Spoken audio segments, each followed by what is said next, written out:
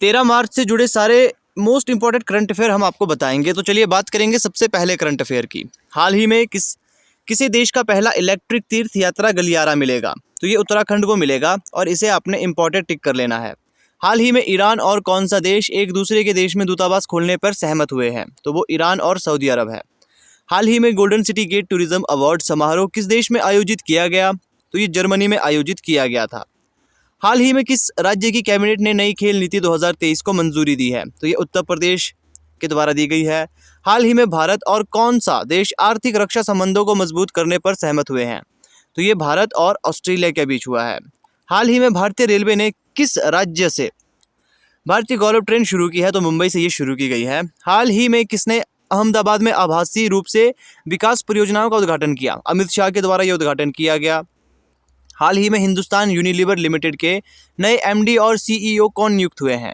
तो ये हुए हैं रोहित जावा। नेक्स्ट की हम बात करेंगे, हाल ही में किसके द्वारा लिखित पुस्तक मुंडक उपनिषद का द गेटवे टू इंटरनिटी का विमोचन किया गया है? तो ये डॉक्टर करण सिंह पूर्व सांसद के द्वारा ये विमोचन किया गया है।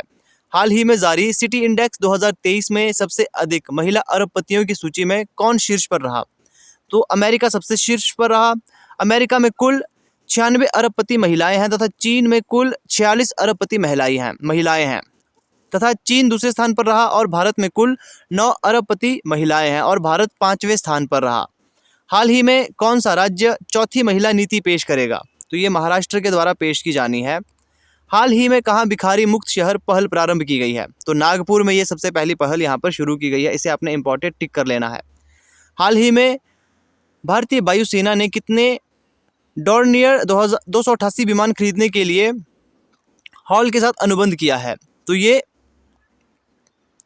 6 विमान खरीदने के लिए यहाँ पर अनुबंध किया गया है।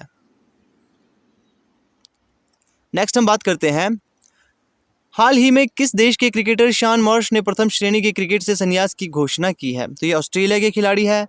हाल ही में 19वें bay of Bengal initiative multi sectoral and economic corporation मंत्री स्तरीय बैठक की अध्यक्षता किस देश के द्वारा की गई? तो ये थाईलैंड के द्वारा की गई है। इसमें जो ज़रूरी है जो याद रखने वाली बातें हैं वो है, इस बैठक में भारत की ओर से विदेश राज्य मंत्री डॉक्टर राजकुमार रंजन ने प्रतिभाग किया। यह बंगाल के आसपास के 7 देशों का समूह है। तो ये थे आज के इंपॉर्टेंट करंट अफेयर। ऐसे ही डेली करंट अफेयर के लिए अपने चैनल के साथ जुड़े रहना है।